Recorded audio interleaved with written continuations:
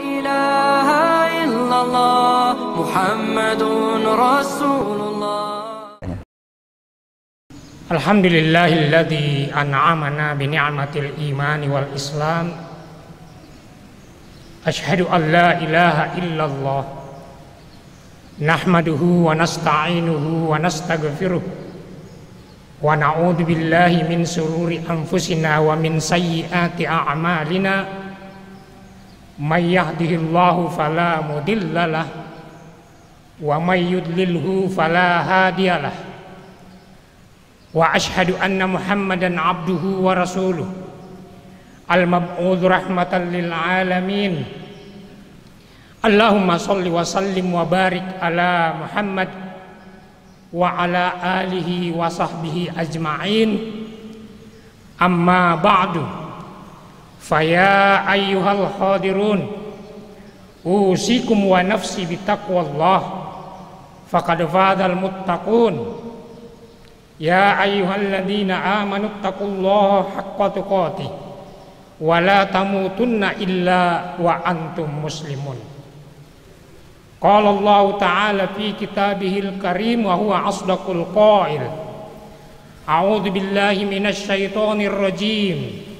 Bismillahirrahmanirrahim. Wa'tasimu bihablillahi jami'a wa la tafarraqu. Wadhkuru ni'matallahi 'alaikum id kuntum a'da'an fa'allafa baina qulubikum fa asbahtum bi ni'matihi ikhwana wa kuntum 'ala syafa hufratin minan nar fa anqadhakum minha kadzalika yubayyinullahu lakum ayatihi la'allakum tahtadun. Ma'asyiral muslimin rahimakumullah. Marilah dalam kesempatan yang sangat mulia ini kita tidak lupa untuk selalu bersyukur kepada Allah Subhanahu wa ta'ala, terutama oleh karena kita yang berkesempatan hadir melaksanakan kewajiban kita di masjid kampus ini, sholat Jumat. Tidak seperti dengan saudara-saudara kita yang mungkin pada saat ini juga sedang mendapatkan cobaan dari Allah Subhanahu wa ta'ala. Bisa saja dengan penyakit yang umum, tapi bisa juga dengan penyakit yang khusus karena terserang virus corona. Sangat memprihatinkan karena sampai detik ini grafik mereka yang terkena virus corona ini meningkat, belum menunjukkan tanda-tanda yang menurun.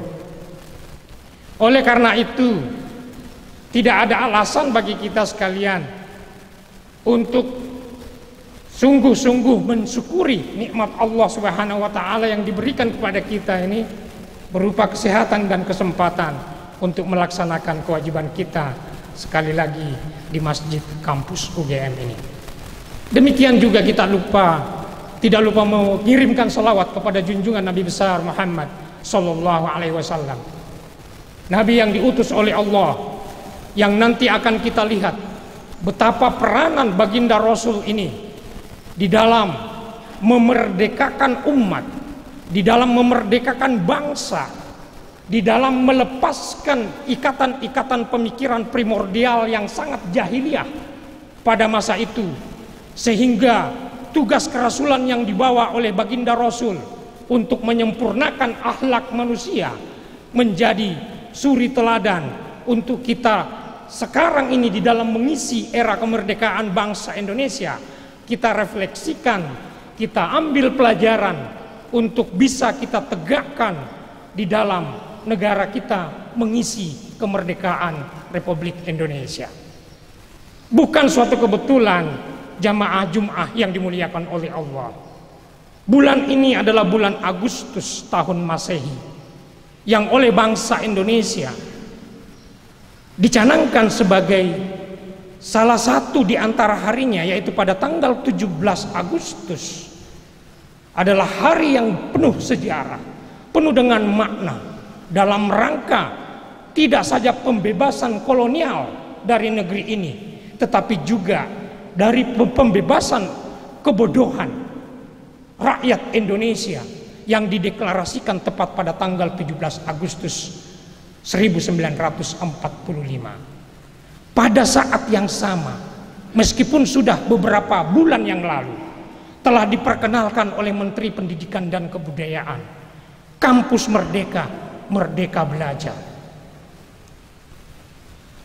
Ada terminologi yang sama antara kemerdekaan Republik Indonesia dengan Kampus Merdeka dan Merdeka Belajar yang substansinya perlu kita renungkan untuk kita petik dan mengambil hikmah dan pemahaman terhadap makna kemerdekaan yang ada di dalam kedua istilah itu. Pertama-tama, pembelajaran untuk memaknai kemerdekaan tidak perlu jauh-jauh kita mencari dasar historis dari praktek baik yang telah dilakukan oleh baginda Rasul, yaitu pada saat menetapkan sebuah perjanjian dengan kaum Quraisy, dengan antara kaum Quraisy dengan kaum Muhajirin, Ansor, dan juga kaum musyrikin dan juga kaum Majusi di Madinah. Beberapa waktu setelah beliau melakukan perjalanan hijrah dari Mekah ke Madinah, lahirlah Piagam Madinah, Perjanjian Madinah. Ada 4 poin penting di dalam Perjanjian Madinah. Yang pertama adalah semua suku-suku yang berbeda yang berkomitmen untuk hidup menjadi bangsa yang satu di Madinah harus bisa mempraktekkan bagaimana bertetangga dengan baik. Kita Muslim, tetangga kita non-Muslim. Tetapi di dalam Perjanjian Madinah ini harus ditunjukkan bagaimana menghormati tetangga yang memiliki keyakinan yang berbeda dengan kita. Yang kedua, isi perjanjian itu memberikan satu komitmen kepada semua suku-suku yang berbeda, juga berbeda agama di Madinah itu, untuk bersama-sama menghadapi musuh yang berasal dari luar Madinah.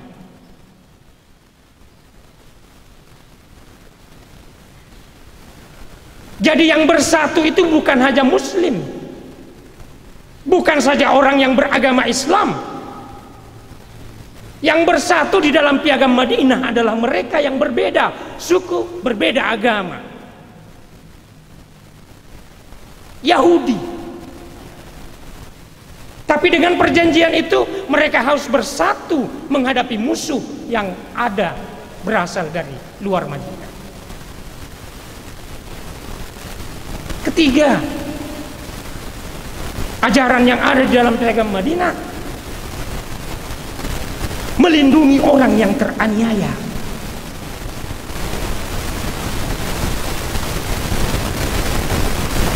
Beberapa nilai-nilai yang ada di dalam Piagam Madinah ini yang mendeklarasikan kemerdekaan bangsa, yang kemudian intinya berujung pada saling menghormati antar umat beragama yang berbeda.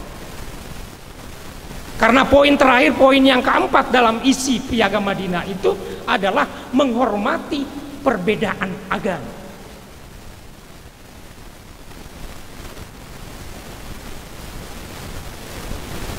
Oleh karena itu, ma'asyiral muslimin rahimakumullah, seperti tadi yang kami ungkapkan di depan, kehadiran baginda Rasul tidak hanya membebaskan manusia secara politik, yuridis formal, tetapi juga membuka kebebasan berpikir untuk bisa menjadikan diri kita ini sebagai manusia yang menemukan hakikat diri kita sebagai manusia yang saling menghormati, menghargai manusia-manusia yang lain sebagai sesama ciptaan Allah Subhanahu wa ta'ala. Di sana ada nilai kemanusiaan. Tetangga kita tidak kita lihat dengan predikatnya sebagai orang yang beragama non-Islam. tetapi tetangga kita sebagai manusia. Oleh karena itu, ayat Allah yang kami bacakan tadi, wa'tasimu bihablillahi jami'an wa la tafarraqu wadhkuru ni'matallahi id kuntum a'da'an ila akhiril ayat. Tadi kami sebutkan wa kuntum ala syafa hufratin minan nar, kamu sudah nyaris terjerumus ke dalam api neraka, fa anqadhakum minha, lalu Allah menyelamatkan kamu. Itu karena apa? Karena kamu menjaga persatuan. Kamu menyebut-nyebut kemerdekaan ini sebagai nikmat Allah. Wadhkuru nikmatallah. Sebut-sebutlah nikmat Allah berupa kemerdekaan yang diberikan kepadamu itu. Id kuntum a'daan. Jika kamu dalam keadaan berbeda, bercerai-berai, fa'allafa baina qulubikum, Allah mempertemukan isi hati kamu. Fa'asbahtum bi ni'matihi ikhwana. Lalu kemudian jadilah kita sebagai orang-orang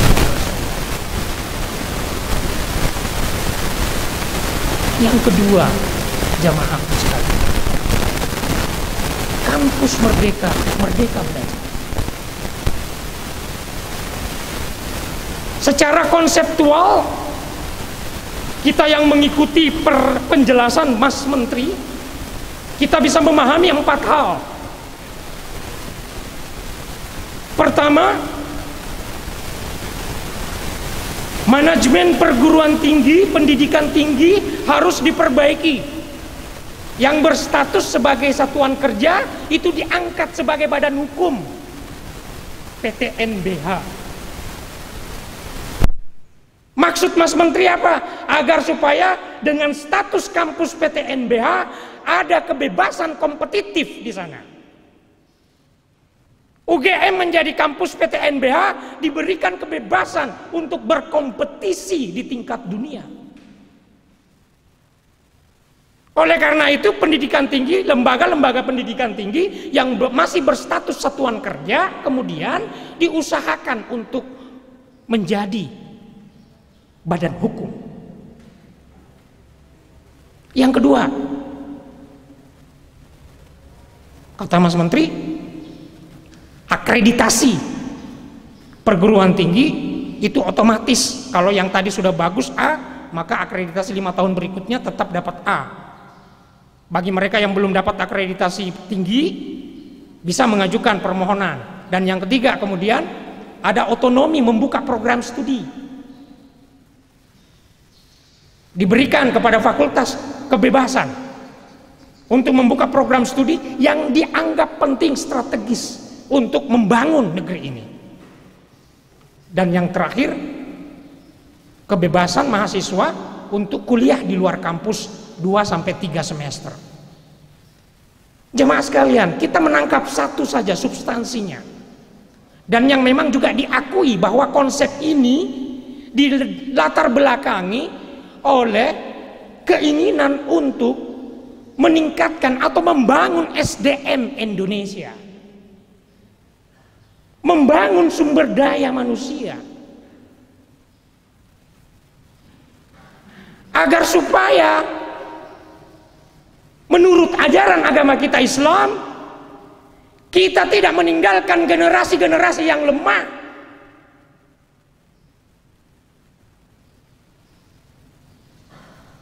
Wal yakhshal ladzina law taraku, hendaklah mereka menjadi orang-orang yang takut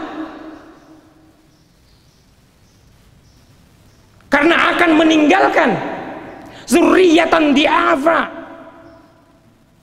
generasi-generasi yang lemah.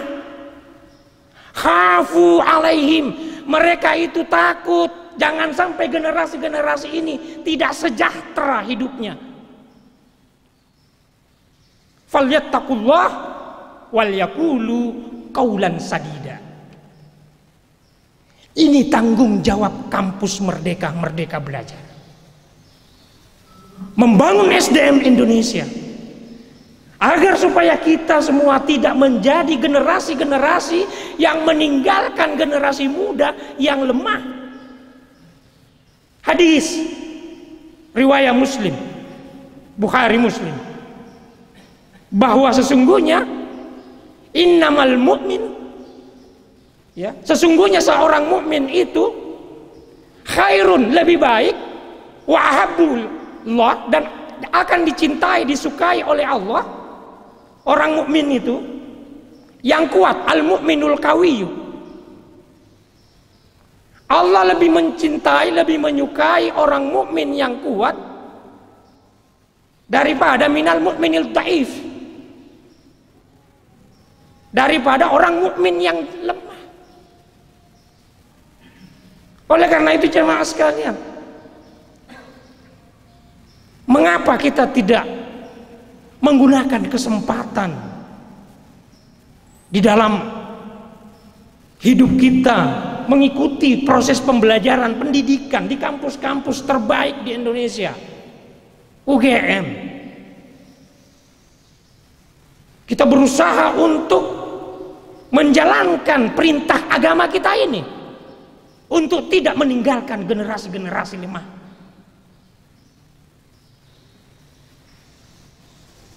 Dan karena dengan demikianlah kita insya Allah akan menjadi orang-orang yang bertakwa di sisi Allah Subhanahu wa ta'ala.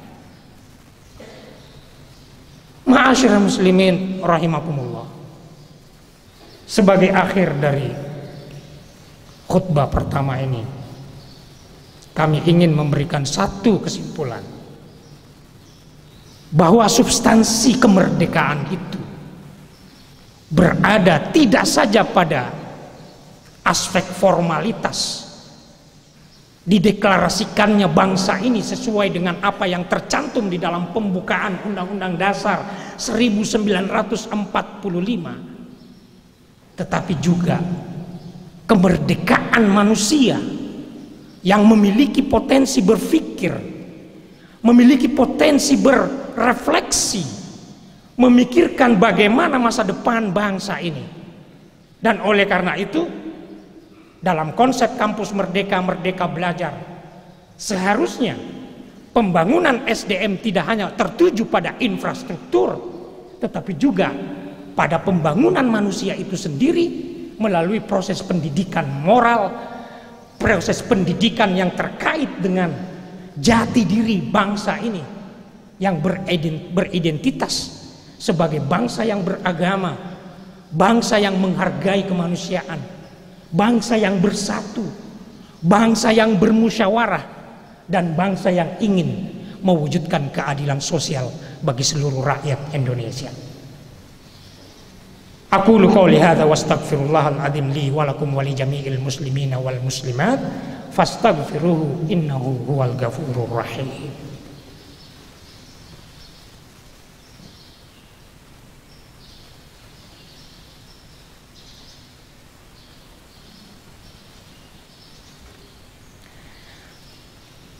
Alhamdulillahilladzi hadana li hadza wa ma kunna linahtadiya laula an hadanallah. Assalatu wassalamu ala asyrafil anbiya'i wal mursalin wa ala alihi wa sahbihi ajmain. Amma ba'du. Faya ayyuhal hadirun usikum wa nafsi bitaqwallah faqad fazal muttaqun. Wa'lamu anna Allah ta'ala amarakum bi amrin bada'a fihi bi nafsihi wa tanna bi malaikatihi al-musabbihati bi qudsihi faqala ta'ala innallaha wa malaikatahu yusholluna 'alan nabi ya ayyuhalladzina amanu shallu 'alaihi wa sallimu taslima. Allahumma shalli wa sallim wa barik ala habibina Muhammad wa ala alihi wa sahbihi wat tabi'ina ila yaumiddin. Allahumma ghfir lil muslimina wal muslimat wal mu'minina wal mu'minat al ahya'i minhum wal amwat innaka sami'un qaribun mujibud da'wat. Rabbana hablana min azwajina wa dzurriyyatina qurrata a'yunin waj'alna lil muttaqina imama. Allahumma adfa' 'annal waba'a wal bala'a war riba waz zina waz zalazila wal mihan ma zahara minha wa ma batan an baladina hadza Indonesia khassah wa an sa'iri biladil muslimina ammah birahmatika ya arhamar rahimin. Rabbana atina fid dunya hasanah wa fil akhirati hasanah wa qina adzabannar wa qina adzabannar wa qina adzabannar. Alhamdulillah.